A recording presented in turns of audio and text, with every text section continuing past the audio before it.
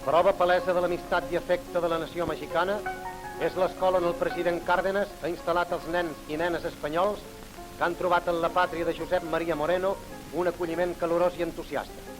En la ciutat de Moràlia s'alça l'edifici escolar Espanya-Mèxico, on els petits exilats estan rodejats de sol·licitud, no mancant-los-hi les instal·lacions higièniques.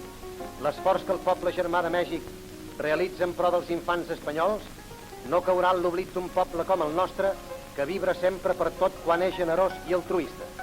El president Cárdenas, el més popular de tots els presidents mexicans, visita molt sovint l'escola Espanya-Mèxico, convivint amb els petits exilats i vetllant per a que res no els hi manqui.